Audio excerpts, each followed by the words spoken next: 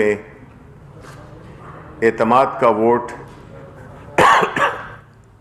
حاصل کیا اور نتائج سے یہی ظاہر ہوا کہ جب وہ وزیر اعظم بنے تھے تو اس سے زیادہ ان کو ووٹ پڑے۔ اس بات کی جو خوشی وہ ہم نے دیکھی وہ پورے ملک میں اور بیرون ملک میں بھی جو پاکستانی ہیں، ہمیں ہزاروں میسیجز آئے، فون کالز آئیں، پورے ملک میں ایک خوشی کا سما تھا، کیونکہ ان طاقتوں کو شکست ہوئی۔ وہ کام جو کہ ضرورت بھی جس کی نہیں تھی، لیکن پرائم منسٹر عمران خان جنہوں نے کہ ہمیشہ اخلاقیات پر مبنی، اصولوں پر مبنی سیاست کی ہے، انہوں نے یہ ضروری سمجھا کہ وہ پارلیمنٹ کے پاس دوبارہ جائیں اور ان سے اعتماد کا ووٹ لیں۔ اس کی جو بنیادی وجہ ہے کہ ہماری پارٹی جو کہ ایک جمہوری پارٹی ہے، جو کہ جمہوریت پہ یقین رکھتی ہے، ہم نے جمہوری اقدار کو مد نظر رکھتے ہوئے، جس کی بنیاد ہماری سیاست کی، پرائم منسٹر عمران خان کی سیاست کی اصولوں پر اور اخلاقیات پہ ہے، کیونکہ جو جنگ ہم لڑ رہے ہیں جن قوتوں کے ساتھ، جس کی نمائندگی پی ڈی ایم کر رہی ہے، وہ قوتیں ہیں جنہوں نے کہ اس ملک کی اخلاقیات کو تباہ و برباد کیا۔ یہ وہ قوتیں ہیں جو اس پاکستان کے اس طبقے کی نمائندگی کرتے ہیں جو کہ مفادات کی بنیاد پر، پیسے کی بنیاد پر، دھونس کی اور لالچ کی بنیاد پر اپنی سیاست 1985 سے شروع کی، نان پارٹی الیکشنز کے ذریعے، اور ان کی چونکہ ان کو نہ کوئی جانتا تھا نہ ان کو کوئی مانتا تھا، انہوں نے سیاست میں رشوت، پیسہ، مفادات دے کر ایک ایسے گروہ کو جنم دیا جو پاکستان کی جڑوں میں بیٹھ گیا۔ یہ وہ گروہ جس نے پاکستان کے ہر ادارے کو تباہ کیا، کیونکہ جو بھی تاریک قوتیں ہوتی ہیں، جو بھی باطل کی قوتیں ہوتی ہیں، جس طرح کے پیڑ ہے، ان کا پہلا کام یہی ہوتا ہے کہ اخلاقیات کو تباہ کیا جائے، اداروں کو کھوکھلا کیا جائے، مفلوج کیا جائے، میرٹ کا قتل عام ہو، پیسے کے زور پر اپنے اہداف کو حاصل کیا جائے۔ تو ایسی صورت میں ملک نہ صرف معاشی طور پہ کنگال ہوا ان کی حکومتوں میں، اخلاقی طور پہ کنگال ہوا، سماجی طور پہ اور جمہوری طور پہ، کیونکہ پارلیمنٹ کا مقصد عوام کے مفادات کا تحفظ ہے، نہ کہ ذاتی یا گروہی یا کسی ایک خاص طبقے کے مفادات کا۔ کیسے وہ قانون سازی کریں گے اپنے خلاف؟ کیسے وہ قانون سازی کریں گے اپنے مفادات کے خلاف؟ تو انہوں نے پارلیمنٹ کو استعمال کیا، اور یہی وجہ ہے کہ ملک، اس کے غریب عوام ہمیشہ سفر کرتے آئے، ان کی حالت زار بہتر نہیں ہوئی، اور ان کی جائیدادیں نہ صرف پاکستان میں بلکہ یورپ میں اور دیگر ممالک میں انہوں نے اربوں روپے کی جائیدادیں بنائیں۔ تو یہ کیسے ممکن ہے کہ جبکہ ایک طرف آپ غریبوں کے نام پہ سیاست کرتے ہوں، چاہے وہ روٹی کپڑا مکان ہو یا جو نواز شریف اور اس کی پارٹی پاکستان مسلم لیگ نون اور ان کے ساتھ میں جو ان کے حواری ہیں، ان کی داستانیں ہر زد و عام پہ ہیں. ان کی کرپشن کی داستانیں، ان کا موٹر سائیکل پہ آنا اور اب لینڈ کروزرز میں اور یورپ میں جائیدادیں بنانا اسی بات کی تصدیق ہے کہ سیاست کو استعمال کیا گیا کاروبار کے لیے. سیاست برائے کاروبار، خدمت کی سیاست نہیں، کاروبار کے لیے سیاست میں یہ آئے اور پھر ساتھ انہی لوگوں کو لے آئے جو کہ اسی سوچ اور اسی طرز عمل سے اس ملک میں اس جمہوری نظام کو استعمال کرتے ہوئے لوگوں کے ووٹ لے کر اور اپنی ذاتی مفادات اٹھائے. جبکہ دوسری طرف پاکستان تحریک انصاف جو کہ 1997 کے الیکشن میں کوئی سیٹ نہیں حاصل کر چکی تھی، 2002 میں prime minister Imran Khan elect ہوئے، ایک سیٹ تھی. 2008 کے الیکشنز کو ہم نے بائیکاٹ کیا. 2013 میں خیبر پختونخوا میں حکومت آئی، 34 یا 35 ممبران ہمارے نیشنل اسمبلی میں آئے اور خیبر پختونخوا سے 6 سینیٹرز منتخب ہوئے، جس میں میں بھی تھا. جبکہ دوسری طرف 2018 میں الیکشن ہوئے اور ہماری حکومت آ گئی. آج 2021 میں پاکستان تحریک انصاف الحمدللہ نیشنل اسمبلی میں بھی بڑی پارٹی، سب سے سینٹ میں بھی سب سے بڑی پارٹی بن کر ابھری ہے. اس کی بنیادی وجہ کیا ہے؟ کیوں یہ ایسے ہوا؟ اگر آپ دیکھیں تو جس طرح سے پاکستان تحریک انصاف نے اپنی مقبولیت بڑھائی، اس کی بنیادی وجہ تھی کہ ہم اخلاقیات پہ مبنی نظام چاہتے تھے. ہم اس ملک میں قانون کی حکمرانی چاہتے تھے. ہم اس ملک میں خوشحالی چاہتے تھے، کیونکہ جب قانون کی حکمرانی نہیں ہوگی، جب صحیح معنوں میں جمہوری وہ لوگ منتخب نہیں ہوں گے جن کے پاس پیسہ نہیں، اور وہ لوگ منتخب ہوں گے جو پیسے کا استعمال کر کے پارلیمنٹ میں اپنی جگہ بناتے ہیں، تو اسی نظام کو پاکستان کے عوام نے 2018 میں ریجیکٹ کیا. اب دوسری طرف یہ کیا وجہ ہے کہ ایک تھرڈ پارٹی جو کہ اسٹیبلش پارٹیز تھیں ان کو شکست دی، اور وہ پارٹیز جس میں کہ پیپلز پارٹی جو کہ چاروں صوبوں کی زنجیر، کیا وجہ ہے کہ وہ آج ایک صوبے تک محدود ہو گئی ہیں؟ پاکستان مسلم لیگ نون ایک صوبے تک محدود ہو گئی ہے، جبکہ پاکستان تحریک انصاف الحمدللہ سارے صوبوں میں نمائندگی ہے ہماری. اس کی بنیادی وجہ یہ ہے کہ ہمارا ایک نظریہ ہے، ہم نظریے پہ قائم رہے. ہمارا جو لیڈر تھا اور جو ہے الحمدللہ وہ اپنے نظریے پہ قائم ہے، اور اس کی جو پذیرائی ہے وہ عوام جو کہ اس سسٹم سے تنگ آ چکے تھے، عاجز آ چکے تھے، ان کو محدود کر دیا اپنے صوبوں میں.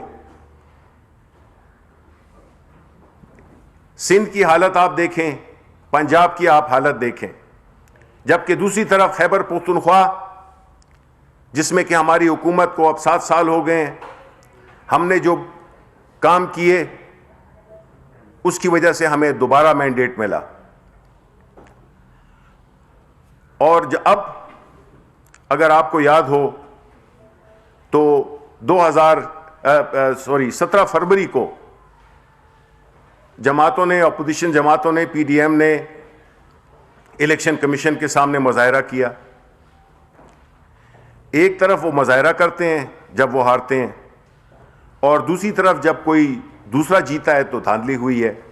یہ جو ان کے مفادات اور جو ان کی جو وہ ہوتا ہے, ان کے نیریٹیوز, ان کا بیانیہ وہ تبدیل ہوتا رہتا ہے. وہ جو ان کو سوٹ کرے وہ ان کا بیانیہ ہے, جو ان کے اگینسٹ جائے وہ ان کا بیانیہ نہیں ہے. تو ایسی منافقت تو لوگ جانتے ہیں. اور پھر اوپر سے اگر آپ نے کل پریس کانفرنس دیکھی ہو ان کی, تو کیسے ان کے چہرے لٹکے ہوئے تھے, کیا ان کی باڈی لینگویج تھی ایک ہارے ہوئے جواری کی طرح. کیا ہوا سینٹ میں جب یوسف رضا گیلانی کے صاحبزادے طریقہ بتا رہے تھے کہ کیسے ووٹ کو ریجیکٹ کرنا ہے. ظاہر ہے کہ ہر وہ شخص وہی کام کرتا ہے جس کا وہ ماہر ہوتا ہے. کس طرح سے انہوں نے پیسے کا استعمال کیا, اور اس کے اوپر پھر کہتے ہیں کہ جی بڑی زبردست. مجھے تو بڑا دکھ ہوتا ہے, میں یہی لفظ استعمال کر سکتا ہوں, کہ جس طرح سے ہمارے اخباروں میں یا ٹی وی میں تجزیے ہوئے ہیں اور لوگ یہ کہتے ہیں کہ زرداری بھاری ہے. دیکھیں, وہ پیسہ جو ان کے پاس ہے اگر آپ کو بھی دے دیا جائے آپ بھی بھاری ہو جائیں گے. بات تو یہ ہے کہ آپ کتنے اخلاقی طور پر کتنے مضبوط ہیں. آیا پیسے کا استعمال یہ ایک ہوشیاری ہے؟ وہ جو ہے نا ایک شعر میرے والد صاحب کا کہ کتنی جانکاہ ہے ضمیر کی موت, کتنا آسان ہے بے وفا ہونا. تو یہ بے وفا ہونا تو ان کے لیے کوئی بات ہی نہیں ہے, کیونکہ ضمیر تو رہے نہیں. اور اب یہ پیسے کی سیاست, دھوس کی سیاست, اس پہ ان کا انحصار ہے. ان کے مفادات جڑے ہوئے ہیں. یہ دوبارہ اقتدار میں اس لیے آنا چاہتے ہیں کہ ایک تو دوبارہ سے پھر اپنا کاروبار شروع کریں, اور دوسرا یہ ہے کہ جتنے بھی کرپشن کے کیسز ہیں وہ ان پہ ان کو ریلیف مل جائے. یہ عوام کے مفادات کے لیے یہ پی ڈی ایم نہیں لگی ہوئی. یہ سارے پاکستان کو پتا ہے کہ یہ اپنی دولت کو بچانے کے لیے یہ ہر وہ حربہ استعمال کر رہے ہیں جس سے کہ حکومت پریشر میں آئے. لیکن بندہ ان کو بڑا ڈفرنٹ سے ٹکر گیا ہے. عمران خان اس طرح کی نہ دباؤ میں آتا ہے, نہ وہ کسی سے مرعوب ہوتا ہے. اصولوں کی سیاست کر رہے تھے, جس طرح انہوں نے خود کہا کہ ہم اقتدار کے لیے نہیں آئے ہیں, ہم پاکستان کی خدمت کے لیے آئے ہیں. اگر ہمیں اس کے لیے اپوزیشن میں بھی بیٹھنا پڑے, باہر بیٹھنا پڑے, کوئی پرواہ نہیں ہے. ہم اپنا جد و جہد وہ رکھیں گے کہ ان لوگوں کو جنہوں نے اس ملک کو نقصان پہنچایا ہے معاشی طور پہ, اخلاقی طور پہ, جمہوری طور پہ, ان کا ہم نے پیچھا کرنا ہے, ان کو ہم نے نہیں چھوڑنا. ہم چاہتے ہیں کہ پاکستان میں وہ ایک الیکشن پروسیس ہو جس کی بنیاد شفافیت پہ ہو, جس کی بنیاد اوپننس پہ ہو, اور ہر وہ طریقہ جس سے کہ پیسے کا استعمال نہ ہو ہم وہ طریقہ کرتے ہیں. اور اس کے لیے ہم نے عملی اقدامات بھی کیے ہیں, اور انشاءاللہ ہم آگے بھی کریں گے. ابھی جو آنے والا وقت ہے, معیشت کو الحمدللہ ہم نے سٹیبلائز کر دیا ہے, اکانومی دوبارہ چل پڑی ہے. ہمارے جو بڑے بڑے مسئلے تھے ہماری ماکرو لیول پہ, ان کو ہم نے حل کر دیا ہے, چاہے وہ کرنٹ اکاؤنٹ ڈیفیسٹ ہو یا اور جو ہمارے ٹریڈ کے پرابلمز ہوں, جو ہماری اکانومی کے جو مسائل تھے. اور اب اس ووٹ کے بعد جو کہ ایک نیا ایک تازہ ہوا کا جھونکا جو ملا ہے پرائم منسٹر کے اعتماد کے ووٹ کے بعد, میں آپ کو پاکستانی عوام کو یقین دلاتا ہوں پرائم منسٹر صاحب کی طرف سے کہ جو آنے والے دن ہیں انشاءاللہ وہ سٹیبلٹی کے دن ہوں گے. وہ اس ملک میں جو اکانومی ہے, معیشت ہے, اس کے ثمرات اب غریبوں کو بھی ملنے شروع ہوں گے. مہنگائی پہ پرائم منسٹر عمران خان نے ایک جہاد کا اعلان کر دیا ہے, اور انشاءاللہ ہم جو یہ مہنگائی جس کی وجوہات مختلف ہیں, کچھ ہمارے ہاتھ میں نہیں ہے, جو چیزیں ہم امپورٹ کرتے ہیں, اگر تیل مہنگا ہوتا ہے, بجلی مہنگی ہوتی ہے, لیکن باوجود اس کے ہم انشاءاللہ جو ٹارگیٹڈ سبسڈی جو کہ ہر غریب امیر مستفید ہوتا ہے جس سے, ہم اس کو بھی, چاہے وہ بجلی ہو, اس میں بھی ہم جو ٹارگیٹڈ سبسڈی دیں گے وہ غریبوں کو دیں گے. جو آٹا ہے وہ بھی ہم, چینی ہے, ٹارگیٹڈ سبسڈی. یہ نہیں ہے کہ ارب پتی جو ہیں وہ بھی اسی قیمت پہ چینی لے رہے ہوں اور جو غریب ہیں وہ بھی اسی قیمت پہ لے رہے ہوں. اس نظام پہ بہت زیادہ کام پرائم منسٹر صاحب کی انسٹرکشنز کے مطابق 3 مہینے پہلے شروع ہوا تھا, اور انشاءاللہ عنقریب آپ دیکھیں گے کہ اس وقت جو ہمارا محور ہے وہ پاکستان کے عوام ہیں. ان کی جو بنیادی مہنگائی سے جو تکلیف پہنچی ہے وہ انشاءاللہ اس میں افاقہ آئے گا. اور ہم جس طرح کے پاکستان کے عوام نے کل بھی ثابت کیا, 2018 میں بھی ثابت کیا کہ وہ پرائم منسٹر عمران خان کے پیچھے کھڑے ہوئے ہیں, سیسا پلائی ہوئی دیوار کی طرح پہ کھڑے ہوئے ہیں. اور انشاءاللہ اب جو پرائم منسٹر عمران خان کا جو محور ہوگا وہ غریب عوام ہوگا, وہ اکانومی ہوگی, ان کو گھر دینے, ان کو صحت دینی, جو کہ خیبر پختونخوا میں ایک انتہائی منفرد یونیورسل انشورنس دینا, اسی طرح پنجاب میں شروع ہونے والا ہے. تو ہم اس کو حقیقی معنوں میں ایک فلاحی ریاست بنانے کا کے راستے پر گامزن ہیں. اور یہ لوگ جو کہ اپنی پریس کانفرنسز کرتے ہیں یا میڈیا ٹاک کرتے ہیں, جس طرح کہ کل کیا بلاول بھٹو اور مریم نواز نے, ان کی جو الفاظ انہوں نے چنے, جو انہوں نے گفتگو کی, اس سے تو لگتا نہیں ہے کہ بلاول بھٹو آکسفورڈ گئے ہیں. مریم نواز سے تو ہم ایکسپیکٹ کچھ بھی کر سکتے ہیں, لیکن بلاول بھٹو تو لگ رہا تھا کہ ان سے بہتر تو وہ تو وہی زبان استعمال کر رہے تھے کہ جو رانا ثناء اللہ استعمال کرتا ہے. تو فرق تو کوئی نہیں ہوا, بجائے اس کے کہ وہ ایک بہت ہی کمزور اخلاقی بنیادوں پہ کھڑے ہوئے ہیں.